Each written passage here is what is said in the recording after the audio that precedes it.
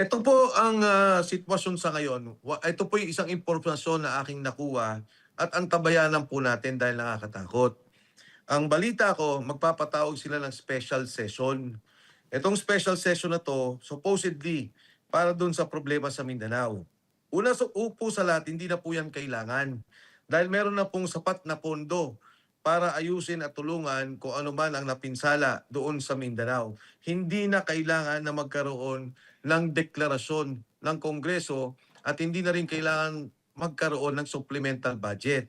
Pero pag sila po yung nagka-special session, ang una nilang gagawin ay ipipilit nila ang pagbabago ng liderato ng Senado. Ipipilit nila na yung 12 ay pwede na. Kasi ano pong ibig kong sabihin? Kung naalala ninyo yung Abilino versus sa Cuenca. etong Cuenco na kaso, nung una silang magdebate, 22 sila sa loob ng Senado. Nag-walk out yung kabila, yung 10. Pero yun po yung majority nung panahong yon. So ang sabi nitong 12, kami na ang majority.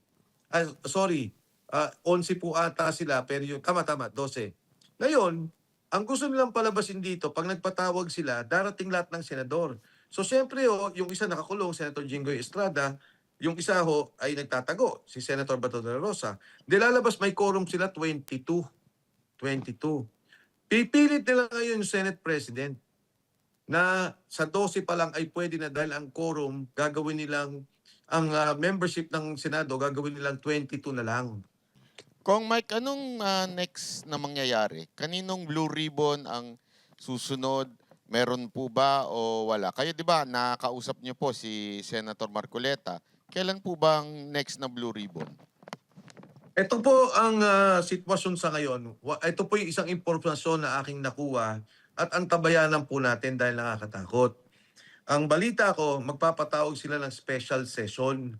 Itong special session na to, supposedly, para dun sa problema sa Mindanao. Una sa upo sa lahat, hindi na po yan kailangan. Dahil meron na pong sapat na pondo para ayusin at tulungan kung ano man ang napinsala doon sa Mindanao. Hindi na kailangan na magkaroon ng deklarasyon ng Kongreso at hindi na rin kailangan magkaroon ng supplemental budget. Pero pag sila po yung nagka-special session, ang una nilang gagawin ay ipipilit nila ang pagbabago ng liderato ng Senado. Ipipilit nila na yung 12 ay pwede na. Kasi ano pong ibig kong sabihin? Kung naalala ninyo yung Abilino versus sa Cuenca. etong Cuenco na kaso, nung una silang magdebate, 22 sila sa loob ng Senado. Nag-walk out yung kabila, yung 10. Pero yun po yung majority nung panahong yon. So ang sabi nitong 12, kami na ang majority. Sorry, 11 po ata sila, pero yun, tama, 12. Ngayon, ang gusto nilang palabasin dito, pag nagpatawag sila, darating lahat ng senador. So siyempre yung isa nakakulong, Senator Jinggoy Estrada, yung isa ay nagtatago, si Senator Bato de la Rosa. Dilalabas may quorum sila 22. Pipilit nila ngayon yung Senate President na sa 12 pa lang ay pwede na dahil ang quorum gagawin nilang ang membership ng Senado gagawin nilang 22 na lang. Sandali Ang ko, mabigat pa linawin natin ha. So supposedly special session yan for the Mindanao. for the Mindanao. Pero ipupolitikahin nila? Yes. Yan po ang balitang nakuha natin. Ngayon, pagka po nangyari yung 22, di ba? Ang naging batayan nila, papalitan nila yung Senate leadership. Ang pangalawa nilang gagawin ay aarestuin ang mga senador na may mga kaso. Kasama na po dyan kami ni Senator Marcoleta kasi plunder yung kaso, ikukulong din si Senator Marcoleta. Pag napababa nila sa 18 ang membership ng Senado, kasi 18 na lang ang pwedeng pumasok, nakakulong na si Bongo, nakakulong si Joel Villanueva, nakakulong si Marcoleta, balita ko rin si Robin Padilla, ikukulong din nila. So ang mangyayari po, magiging 18 na lang ang Senado. So ang 2/3 doon ay 12. So kung, So I'm sorry Kong. So oh, ito, may kaugnayan pa rin ito sa impeachment ni VP Sara Duterte. Ano mangyayari? Kasi kailangan 16, di ba, bago ma-impeach si VP Sara Duterte. Paano? Pag naging 18 na lang sila, may pagbabago bang mangyayari doon? gusto nilang palabasin na 18 na lang ang total membership ng Senado. So pagka 18 na lang, pag ikay nakakuha ng 12, pwede na yung 2/3. Pagka 18 na lang at meron kang 2/3 ng Senado, pwede mo na rin pagpalitan ang saligang batas. So, ito yung kabuuang lumalabas na kwento. Tingnan po natin at tambayanan natin kung ano mangyayari. Pero linawin natin, wala namang lilipat from Cayetano Black to the BBM senators? Sa aking pagkakaalam, Banat, wala. Ang isang rason kung bakit hindi siguro nakumbinse yung mga senador, kung naalala ninyo, di ba yung kaso kay Senator Bong Revilla ay kaso lamang na itinuro siya ni Yusek Bernardo. At dahil doon, nakulong na siya. Yung tatlong kasama o yung tatlong nagturo, siya lang ang nakulong, si Senator Bong Revilla. Sa Kongreso, bumoto ang tatlo, si Congresswoman Lani at yung dalawang anak na Revilla para sa impeachment ni Inday Sara. Ito naman ay narinig ko lang. Ito naman ay sa pagkakadinig ko lang. Ang pangako daw ay pababayagan na mabigyan ng bail si Senator Bong Revilla. Ang nangyari, hindi nabigyan. Hanggang ngayon nakakulong. Kaya palagay ko, yung mga senador na nandyan, nakikita nila, ay mahirap pala to. Mabigat nakausap dahil yung pangako kay Bong Revilla, hindi naman natuloy. May isa pang pangako ata na ako nadinig Pero ibubulong ko na lang sa inyo na hindi rin natupad. Na gagawin daw presiding officer ng impeachment yung bumaligtad. Ngayon, tila nag-announce na si Gatchalian daw ang magiging presiding officer. Sabihin, hindi na naman nila tinupad yung pangako nila. So parang nagkakaroon talaga ng pattern na puro pambubudol lang ang ginagawa. Yun din, narinig ko rin yan, maging sa Kongreso daw, yung ipinangakong ibibigay, naging hulugan na daw Kaya yun din ang nabidinig natin sa Kongreso. Pero yan naman ay mga kwento lang. Pero alam nyo ho, kahit na itong sinasabing pagpapalit sa Senado ng liderato sa special session, kahit ito'y kwento lang, ito po'y delikado kailangan nating antabayanan. Kasi pag ginawa po nila yan, pinalitan, pagkatapos nababoy na yung ating saligang batas, pagkatapos pating impeachment, ginulo na, nababoy na rin yung ating impeachment process, ang ating saligang batas, kawawa naman ho yung ating bansa. Yun nga yung corruption na nga, hindi na resolve tapos patuloy pa rin ang pagyurak at pagwarak ng ating sistema ng gobyerno, ang ating mga institusyon, at ang ating saligang batas. Pero Patuloy nilang tinatakpan ang katotohanan. Yun ang dapat nating labanan. Kung Mike, di ba sila ngayon ay naka-lockdown? Tama po. So, Tama po. biglang next week, pag may special session para kanilang ipatibay yung 12-0 nila na yon, magbiglang mag-o-open ang Senate. Wala na, clear na. Wala na security threat. Nawala bigla. Pambihira, Kakaiba talaga sa Senado, Talagang biglang Iba. nawawala pagka sa kanila. Iba talaga. Ako'y nagugulat. Maging yung pagpasok ko dun sa Senado nung unang araw nung 18 Marines. Pero mo, hinaarang kami. Alam mo, kasi pumunta kami sa taas. Siyempre, kilala naman ako ng mga ibang kasamahan doon. Tapos nakita nila yung sabi, saan kayo pupunta? Sabi ko, doon lang kami sa toilet. And lapit, 5 meters away, sa second floor. Nung nakita nila yung mga sundalo, teka lang po, tayo pa, i-clear. Sabi ko, ba't i-clear mo pa? Yan lang naman yung banyo. Babalik ulit kami doon sa reception para nga mapapasok kami. Nagkakaharangan kasi doon sa baba. Tapos nung bumaba kami, nagkasigawan na. Nakita ko nga na hinarang ni Secretary John Vic Rimulya. Pero hindi ko medyo malayo, hindi malinaw sa akin. Nung naglalakad na kami, si Atty. Baligod naman, hindi niya napansin, nagpapa-interview, nandun pa rin yung mga polis. Kaya ako mismo yung humila na kay Atty. Baligod. Sabi ko, lika na, parang iniisip ko, para sa isang institusyon ng demokrasya, para sa isang sinasabi lang poste o yung ating pillar of democracy, ang Senado, napakahirap magsalita. Napakahirap na para bang pumunta ka magsabi ng katotohanan. Pati yun, gigipitin ka. Nakakagulat dito sa ating kasaysayan ng ating bansa at yung evolusyon ng demokrasya. First time na nakita na, di ba? Ang Senado naman, talagang dyan ang banatan, dyan nagsasalita lahat. Dyan yung pinapakinggan ang bawat salita ng kahit sino. Pero ito mismo, hinaharangan. At nitong pangalawa nga, andun na naman.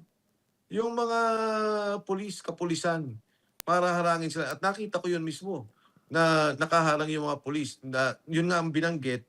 Pero ito, no, natutuwa din naman ako dahil may mga pulis doon. May isang pulis bumulong pa eh. Sabi niya, "Sir, pagka ganyan na po ang order na arestuin yung mga Marines, hindi na ho kami papayag. Tutulungan po namin sila." Hindi ko na babanggitin kung sino doon. Pero may ganyan naman simpatya talaga. At naintindihan ko, trabaho din yung mga kapulisan natin. Pero siguro, kung minsan, pagka naman sinabi kahit trabaho lang, umaabot sa sukdulan eh. Dapat siguro yung mga ganitong klaseng panggigipit, nakikita na nila at huwag silang paggamit. Kung Mike, may balita kasi ako na hindi daw pinapasok ang mga staff ni Senator Bato. Nabalitaan niyo po ba yun dyan? Hindi daw pinapapasok ngayon ang mga staff ng opisina ni Senator Bato. Hindi ko sigurado kung lahat sila, pero bilang ang pwedeng pumasok. Bilang ang pwedeng pumasok sa Senado. Hindi ko lang alam kung lahat sila sa opisina ni Senator Bato. Kung Mike, sa tingin niyo po, itong nangyayari ngayon sa Senado, kagustuhan ba to ng BBM senators o mismong si BBM ang may kagustuhan nito? Para sa akin, para sila umararte ng ganyan, kay Presidente mismo yan, kay President Bongbong Marcos. Kasi nakita mo naman eh, nung nagkaroon ng pagkakaroon ng pagpalit ng liderato, walang kagatol-gatol. Sinasabi lang, we recognize the Senate presidency or the leadership of Sherwin Gatchalian. Pagkatapos narinig may Kongreso, we recognize the leadership of Sherwin Gatchalian. Hindi ko makita kung saan nanggaling yung batayan na yon. Malinaw ang ating saligang batas, 13 senators. 'Di ba? Maligaw ang sa ating saligang batas, ang rules ng Senate ng ating Senado para ikaw magkaroon ng majority, 13. So babalikan ko muna yung quorum. Naalala nyo kay Senator Soto, nagsabi sila yung virtual voting, magbotohan, nag-walk out ang minority. Wala doon si Senator Chis eh. So 12 lang sila. Sabi ni Senator Soto, uh, I would like to question the quorum. Dahil 12 lang sila, nagpaubaya ang mayorya. Dahil wala nga si Senator Cheese. At that time, kasama lang Senator Cheese, dapat 13 sila. So nung sabi ng ganon, hindi tinuloy ng mayorya kasi 12. So, pagdating naman sa kanila, nung 12 pa lang sila, sabi na nila kaagad, meron kaming quorum sa 12. Eh sila nga yung question noon, ilang araw lang nakaraan. So anong ibig sabihin? Kung meron pong 5 sa minority at merong 8 sa majority, yan ay quorum na. Quorum na po yan. They can already conduct business because that is 13. Pwede na sila magpasa ng batas kung ano man kailangan nilang gawin. Pero para palitan ang Senate President at Speaker pro tempore, ang Sergeant at Arms, at saka ang Secretary of the Senate, kailangan nila 13, 13 ang bumoto. So kahit na 13 tong nandito sa plenaryo, 8 at 5, hindi sila pwedeng magpalit ng mga opisyalis.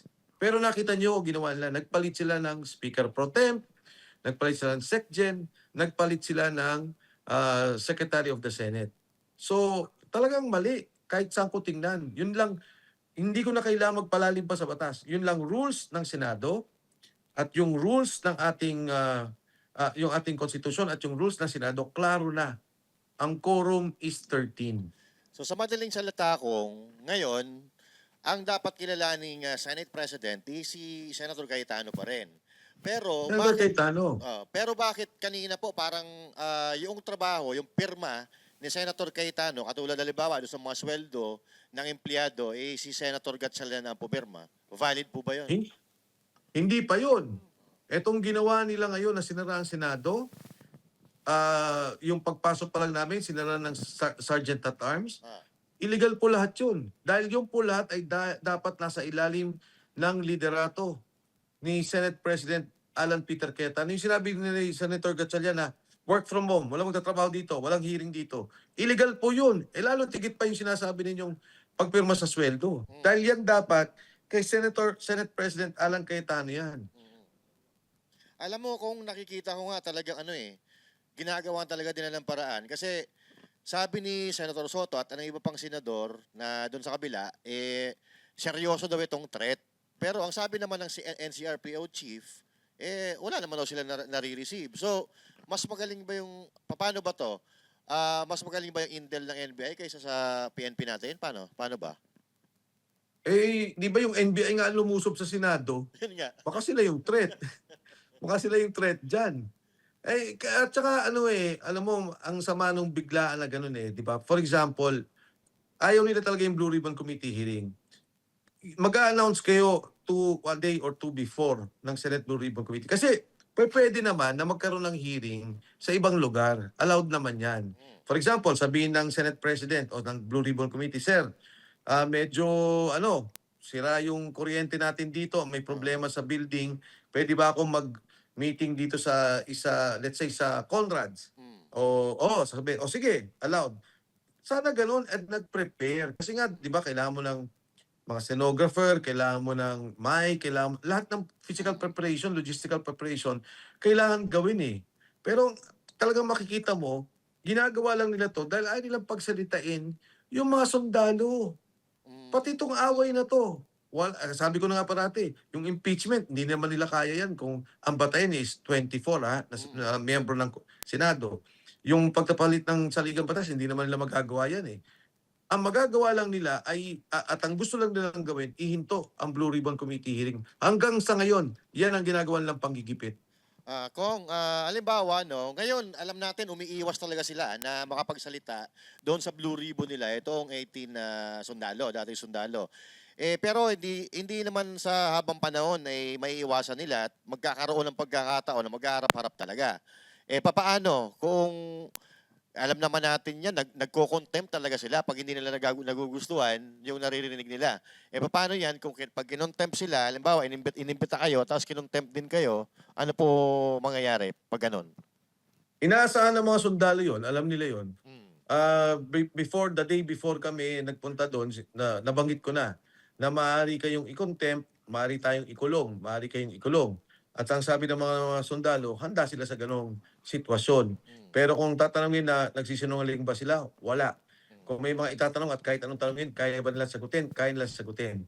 So itong pananakot nila ng contempt, alam mo naman itong mga sundalo Nakita nyo naman yung mga litrato nila. Tingnan nyo po yung kay Atty. Levy Baligod, yung sila yung mga sundalo. Buhay naman na Umabot na sila sa gano'n na maaari nilang ikamatay yung kanilang paninilbihan sa pagiging sundalo, lalo pa itong mga Marines. Ito pa lalo. Nung nag-usap na kami isang beses kung di ako nagkakamali, isang buwang nakaraan, sabi nila, nakaupo kami, nagkikwentuhan, sabi nila, sir, doon nga sa gera alam namin may kaaway. Ito, kami mismo. Alam namin na yung ginagawa namin, yung nakawan, makakatulong kami. Alam namin na ito yung para maganda sa aming mga kinabukasan ng ating bansa. Alam namin ito yung maganda sa aming mga anak. Klaro sa amin to Nakita namin talaga yung pag-deliver ng pera at nakita namin yung korupsyon. So, bakit hindi namin pwedeng ialay ang buhay namin dito? Kaysa nga naman doon nung nasa bundok sila na alam din naman nila kung ano yung halaga ng ginagawa nila. Pero sino yung kaaway nila, ano yung rason, bakit sila umatake, hindi siguro klaro sa kanila yun O doon sa kanilang kaalaman bilang mga sundalo. Kung bakit umatake sa base na to, kung sino kalaban nila. Pero dito, klaro sa kanila Alam nila yung kalaban sa kanilang isip, sa kanilang damdamin, alam nilang para sa bayan to. Kaya wala nang takot to mga sundalong to. Handa silang harapin. At ako naniniwala yung 14 at saka yung 7 dadagdag pa. Ayun. Marami pang tutulong sa kanila. Ito pananaw ko lang naman ito, Sa tingin ko, kahit ipakulong nila or i-contempt nila itong 18, sinabi mo nga, may 14 pa. So, hindi rin ito matatapos doon Tuloy-tuloy pa rin, parang ganon. Tama ba? Tuloy-tuloy pa rin. Tama, tuloy-tuloy pa rin. At meron pang 7 na lalabas. Meron pang 7 na... 14 plus 7. Pero ang Plus isa sa 7. pinaka-importante kong Mike kasi si Zaldico sa susunod ba na kung sakaling magkakandak ulit ng hearing itong sila Senator Marcoleta lalabas na ba si Zaldico? Kasi pwede na daw siya via Zoom Nung nakaraan nandiyan yung kanyang abogado. So, ina-expect or kasama ba yan sa pwedeng i-expect ng mga kababayan natin? Isa yun sa mga bagay na ako din, alam niyo naman na nakakausap ko si Congressman Saldico noon, pero isa yun sa mga bagay na binabanggit ko doon sa mga kumakausap sa kanya kasi hindi ko naman direktang pwedeng sabihin sa Saldi ko, pagka na lang tatawag yan, doon lang kami makakapag-usap. Pero yan yung isang bagay na aking binabanggit na sabihin nyo kay Congressman Saldi ko na ito yung pagkakataon na dapat siya magsalita. Dahil nakapagsalita na naman siya eh. Nasabi niya na yung dapat sabihin sa ating bansa. Ang kailangan na lang namin, isara, gawing legal yung kanyang mga binabanggit tungkol dito sa mga binanggit niyang korupsyon. At syempre, bigyan niya rin ng laman at substansya yung binabanggit ng kanyang mga sundalo. Ang malinaw dito, nagsalita na si Sergeant Orly Gutesa. Nagsalita rin si Saldico na dugtong doon sa mga sinasabing nakaw na pera. Ngayon, sinasabi ng mga sundalo, yung sinabi ng aming boss at nung sinabi ni Saldico na boss nila at yung sinasabi ni Gutesa ay kasama rin. Pero siyempre, sa isang legal na kaso, kailangan mas detalye. Ano ba itong mga perang to? Pero alam mo, Boss Dada, kuminsan yung kamay ng Diyos, sinasabi nga natin, nandyan eh. Kuminsan, no, yung mga nangyayari, hindi natin alam bakit. Magugulat ka, may dokumento na pwede lang ipresenta. At ito nga dapat ipresenta ngayong araw na naiwan ni Congressman Saldico na doon nakikita kung saan nagpupunta yung mga pondo. At a proper time, ipipresenta to ni Attorney Baligod. Naiwan ni Congressman Saldico. Kung nakita naman natin, no, yung consultation or consultative meeting ba tawag nila doon, halos walang Oo. nanood, walang interesado eh. Ngayon, doon sa Blue Ribbon Committee hearing ni ni Senator Marcoleta, ang dami nanood, pati yung press con na nila doon sa opisina ni Senator Robin. Yun ang gustong marinig ng taong bayan kasi si Congressman Saldico doon sa Blue Ribbon ni Tulfo, sigurado hindi nila papayagan yan via Zoom eh. And I think mas flexible yung yung Blue Ribbon Committee hearing ni Senator Marcoleta. Yes. Gusto ng tao na magtuloy yung Blue Ribbon Committee hearing ni Senator Marcoleta. Kung ganito, sarado at isasara lagi ang Senado sa tuwing may rumors na mag-Blue Ribbon Committee, bakit hindi na lang natin gawin sa labas yung committee hearing na yan? Total, kinikilala naman ng taong bayan itong Blue Ribbon Committee ni Senator Marcoleta. O kaya kahit saan, sa kalsada, o kahit saan, sa Club Filipino, o kung sinong pwedeng mag-accommodate. Tama, Boss Netong Dada, na to. naalala ko, nag-hearing kayo ng Senate sa Davao. Oo, pwede yun. Yung nakaraan, Kasama di ba? ka dun Yung eh. PI. Hindi Oo. kahit yung PI ni Senator Aimee. Di ba? Sa Davao sila nag-hearing. So pwede. Di ba? O bakit kung isasara nila yung Senado para mapatahimik itong mga 18 Marines at kung gusto ni Zaldico magsalita, sundan yung mga pinagsasabi niya, bakit hindi gawin yun ulit ngayon? Oo nga. Suportado ng taong bayan yan. Oo nga. Tama ka dyan, Boss Dada. Kaya nga ako wala dyan sa studio ngayon. Dapat nandyan ako kasi medyo nahuli ako. At grabe yung ulan. Galing ako sa mahabang pagpupulong dun sa mga nabanggit mo. Kailangan talaga magkaroon ng preparasyon at ayusin kung saan ang susunod. At sa palagay ko nga, tama yung binanggit mo na hindi na dapat sa loob dahil lahat ng kaguluhan gagawin nila. So, yan yung ginawa ngayon. At itong mga sunod-sunod na araw, syempre kailangan ng koordinasyon, may mga security concerns.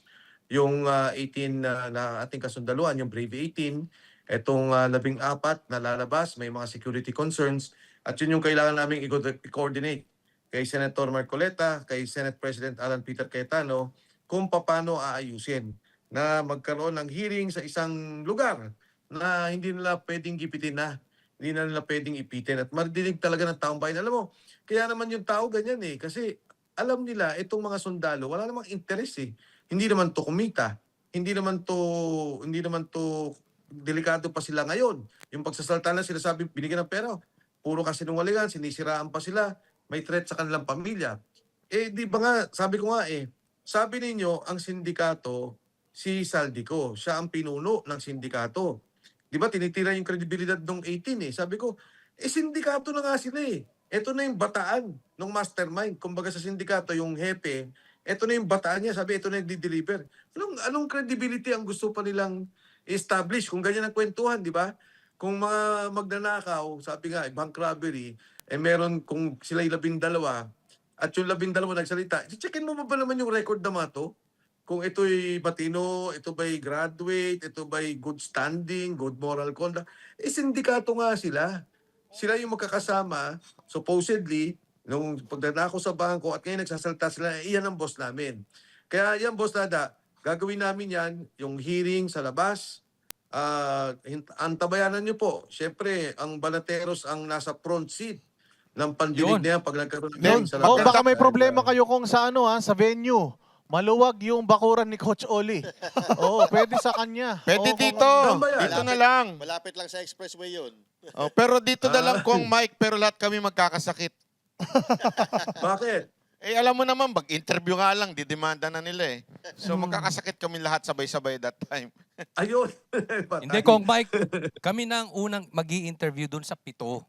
Uli na yun eh, 7. Yeah. Si Coach Oli Oo. lang. Oo, ako may may lakad ako niyan, Kong. Si Pass Coach muna. Oli tsaka si Jack na lang. Ay, teka, Total, ano walang pala? kaso yung si Jack eh.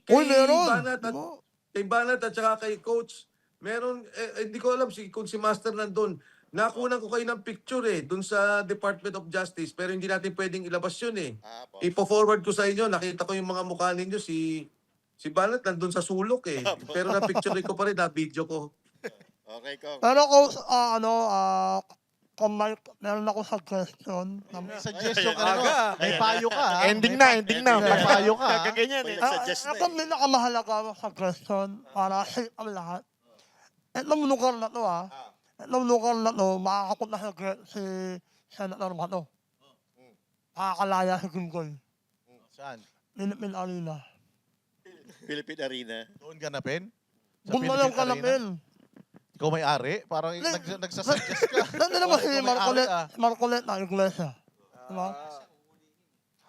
Kung naman sila sa Iglesia, nila mo kung makakapasok yung mga employee na yan. Oh, bagay. Bakit kukunin pa nila yung employee nun Pero Kong Mike, may tanong ako. Kamusta na ba si si Orly Gutesa?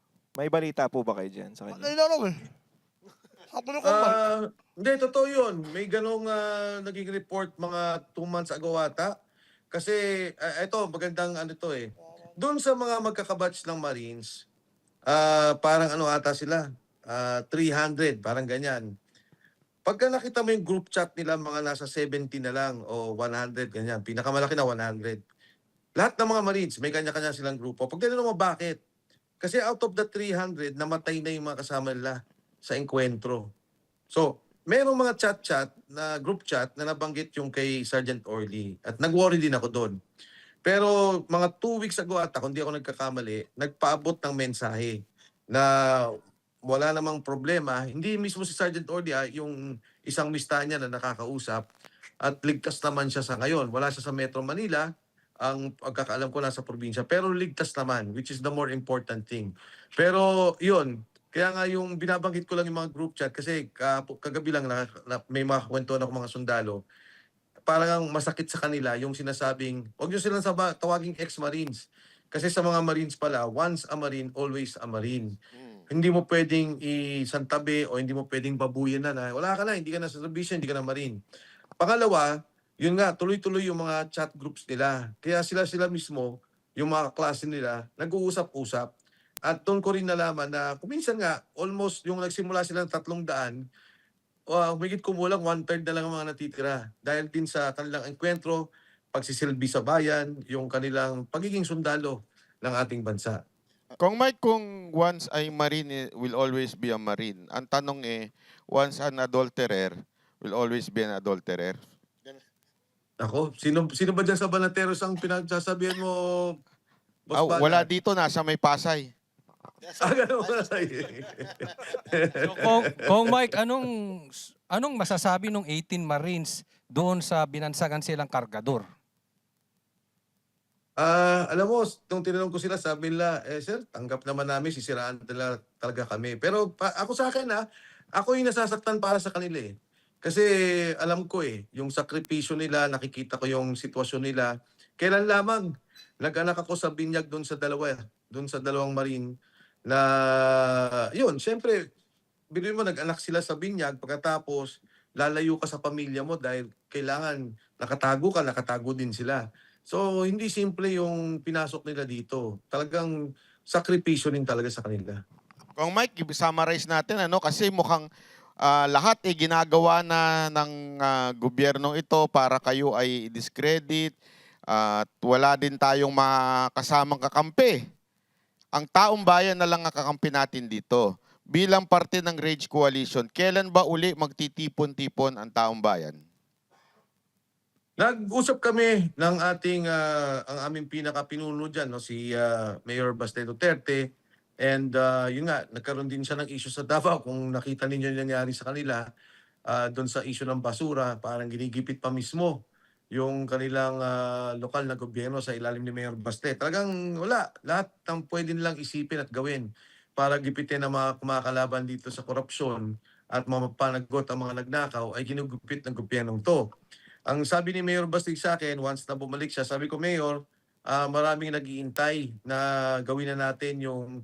Kasi maraming mga imbitasyon sa iba't ibang probinsya, iba't ibang region na i-launch na yung Rage Coalition sa kanilang lugar. So ito yung ginagawa namin. Pangalawa, mananawagan din po ako dun sa ating mga kasama sa Rage Coalition dito sa Metro Manila, lahat po ng mga grupo na sumusuporta kay President Rodrigo Duterte, kay VP Inday Sara, na ito pong gagawin na hearing next week. Samahan niyo po kami. Kailangan po namin kayo nandun kasi baka umabot sa punto na arestuhin yung ating mga sundalo. Umabot sa punto na arestuhin si Senador Marcoleta. Kailangan po ang ating pagsasama-sama at pagkakaisa para mapigilan kung anumang mga masamang balakin nila. Ayaw ho nila magsalita. Yung 14 na karagdagang sundalo at palagay ko gigipitin din nila itong mga sundalong to. Pero kailangan po natin madinig ang katotohanan. Kailangan po tayo maging matatag. Kailangan po nating lumaban at magkaisa. So, either Monday or Tuesday, i-announce na lang po namin to mga kasama sa ating po mga kosa ko sa Banateros. Tulungan nyo na rin po ako mag-announce kung sa Monday or Tuesday na magkaroon po ng pagkakaisa para sa gaganapin na panawagan ng Blue Ribbon Committee para madinig pa ho natin. Hindi lamang yung 18, yung karagdagan na sasabihin nila, ngunit yung 14 na bagong magsasalita ukol dito sa nakawan sa flood control sa ating bansa. Ayun. So, Imbitado po ba yung mga yung mga Bulaga senators diyan sa gaganaping hearing na yan kung sakaling meron pa? Imbitado po ba sila? Yes, Boss Dada, lahat imbitado. Sinabi ho yan ni Senate President Alan Peter Cayetano. Kasi kaya ako nabanggit to, kasi yung ibang, nung tinatanong ako, bakit ito lang pinag-usapan? Sabi ko, narinig nyo naman si SP Alan Lahat po kayo, bumaba dito, pumunta dito. Nakita nga nung marami, yung mga ibang mga senador na sa kabila, nanonood sa live habang nagkakaroon ng hearing. Sana bumaba na sila at doon na sila nagtanong at doon na nila kung sakali man pinasunungalingan kung ano yung mga binanggit ukol sa kanila. Pero yan po, imbitado ang lahat para dyan dahil yan naman talaga yung Blue Ribbon Committee. Yan naman po talaga yung itinakda na Blue Ribbon batay dun sa eleksyon na ginawa nila sa ilalim ni Senate President Alan Peter Cayetano. Yung sinabi ninyo pala kanina kung na special session na kanilang idadaos, parang may narinig kasi ako na itong si Senator Sherwin Gatchalian, yung nagpapanggap na Senate Pro Tempore, acting. Okay, sabi niya, nag-post daw siya sa kanyang social media na 16 pa rin daw yung numero to impeach VP Sara, pero tinake down daw niya yun. Oo, yung post na yon, may mga nakakuha ng screenshot Ngayon si VP Inday Sara kahapon tinanong siya ng media, tinanong siya kung kanino siya, sino ang susundin niya doon sa dalawang paksyon ng Senado. Ang sabi po ni VP Sara, which is dapat gano'n naman talaga pag nasa executive ka, di ba? Wala ka dapat pinapanigan kasi co-equal branch mo yan yung Senate Sabi ni VP Sara, dapat talaga Supreme Court ang nagdidesisyon kung sino ang tama sa dalawa na ito. Ngayon, kung totoo yung sinasabi ninyo na ipupush nila yung 12 para mapalitan talaga, makapag-elect sila ng Senate President, tapos ikukulong yung ilan sa mga nasa majority, yung totoong majority, kukulong yan sila Senator Robin Padilla, sila Senator Marcoleta. So yung magiging 2/3 bababa, di ba? Magiging 12 na lang. Tama. Yun yung sinasabi ninyo. So hindi ba dapat kumikilos na po yung grupo natin or wala po ba kayong naririnig na mayroon magpipetisyon diyan sa Senado? Kasi definitely kung aantayin natin magpetisyon yung kabilang grupo, parang alam nila na matatalo sila kasi alam nila na mali yung ginagawa nila, illegal yung ginagawa nila eh. So tayo na mga nasa legal, naniniwala doon sa konstitusyon, hindi ba dapat yung grupo ni Senator Cayetano nagpupunta na sa Supreme Court para hingan ng linaw or mabigyan ng linaw itong constitutional question na ito? Tama ka, Boss Dada. At tingin ko naman ginagawa to ni Senate President Alan Cayetano. Grabe din yung pressure sa kanya, no? Para manindigan at tumayo para dito sa katotohanan. Alam nyo, para sa akin, napakahirap na sabihin mo yung gabi ay araw at yung araw ay gabi. Hindi mo pwedeng sabihin na ngayong oras na to ay maliwanag sa labas. Dahil yan, napakalinaw at kasinungalingan para sabihin kong maaraw sa labas na kung ano oras na, gabi na, hindi naman pwede. Kaya po para sa akin, bagamat gusto kong hintayin ng Korte Suprema, alam ko rin naman yung batas eh. Alam ko rin naman kung anong sinasabi ng rules ng Senado at ng ating saligang batas. Meron nga isang abogado, mga pumupuna-puna ng kung ano-ano, sinabi ko nga, alika, magdebate tayo. Ikaw, abogado ka. Pero ako mismo sasabihin ko, napakalinaw. Ang quorum ng Senado, kahit na nandiyan pa si Senator Jinggoy at nandiyan pa si Senator Bato de la Rosa, ay 13. 13 ang quorum ng Senado. Ngayon, pinapalabas nila ngayon na nakapagpalit sila ng liderato. Hindi pwede yun kasi wala kayong quorum to conduct business. Ang pangalawang tanong, ang Senate President and the officials of the Senate, bakit mo sasabihin 13 para palitan ng Senate President at ang Speaker Pro Temp at ang SecGen at Secretary, pinalitan mo lang ay yung Pro Temp, which is now si Senator Erwin Gatchalian, yung Secretary General at yung Sergeant at Arms. So, dito, sinabi mo 13, dito sa baba, hindi mo naman sinabing 13 at pwede na yung 12. Grabe na ang pambababoy at hindi natin dapat payagan yan.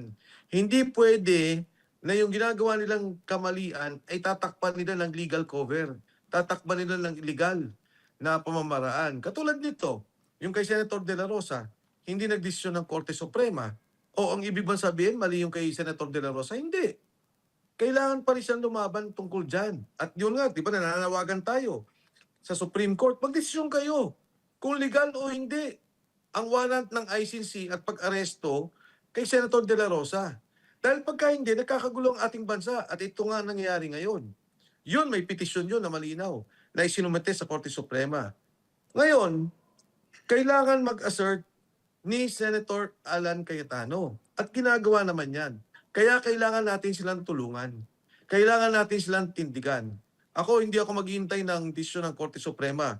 Tama na magdesisyon ng Korte Suprema, kundi makakagulo ang ating bansa. Pero hindi ako papayag. Hindi ako papayag dun sa mali na ginagawa nila. Hindi ako papayag sa baluktot na mga sinasabi nila. Hindi nila pwedeng sabihin na ang quorum biglang bumaba sa 13. At hindi nila pwedeng palitan si Senator Loren Legarda na pro temp, pero si Alan ayaw nilang palitan. Kitang-kita naman. So ito yung sitwasyon natin na pinipilit nilang itama yung mali, pero kailangan po nating labanan. Kailangan natin panindigan yung tama. Dahil inuulit ko sa huli, itong away na to ay dahil sa Blue Ribbon Committee hearing. Ayaw nilang may magsalita tungkol sa nakawan. Ayaw nilang may magbunyag doon sa nangyaring bigayan at delivery ng maleta. At yan no ang labanan sa ngayon na kailangan natin. Hindi ho pwede itong tumahimik at manood lang. Kailangan nating labanan. So napakaganda nung sinabi ni Kong Mike kasi may ine-expect ang taong bayan na may bigla ang committee hearing. Ayun. Kung hindi man pwede sa Senado, sa ibang lugar. O kung kailan yan, abang-abang na lang. Abang na lang. O, bukas ay Independence Day. Oo, Yes. actually, ang dami nga mga subscribers ng Banateros nagtatanong kung meron bang magaganap na pagkilos bukas dahil syempre araw ng kalayaan. Kalayaan. Oo. So, Kong Mike, wala ba bukas na mga ino-organize na pagtitipon? Kasi nga, Boss Dada, dapat sana talaga merong isang grupo na nagsimula, nag-spearhead nitong pagkilos bukas. Pero dahil nga sa kaguluhan na ngayong araw, itong nakaraang 2 araw, pilit naming inaayos kung paano nga madidinig pa yung ating mga kasundaluhan, yung kanilang pananalita. Hangga't maaari naman, ayaw natin ng gulo eh. Gusto natin dumaan tayo sa proseso. Gusto natin demokrasya. Kaya ho ngayong araw, dire-diretso yung aming pakikipag-usap at maging bukas, palagay ko, Sabado, Linggo, dire-diretso to para talagang maibuo. So bukas maaring may mga pagkilos po dyan, sumama po tayo sa mga panawagan, nandun din yung mga kasama sa Senado. Pero ang focus ko ngayon na Boss Dada sa ating po mga kasama sa Banateros at na nanonood, para ho matuloy yung panawagan na hearing umaari sa labas na ng Senado. Kung mayroon pang isa, kasi marami rin mga nagtatanong sa aming mga vlogs, ano. Ano sila, concerned sila diyan sa 18 Marines. Alam din nila na napakaraming kaso na kinakaharap. Fake news yung sinasabi na binibigyan nyo sila ng milyon-milyon. So sino po ba ang sumasagot ng mga ano nila, ng mga attorneys fees, ganyan, yung kanilang mga pang-araw-araw?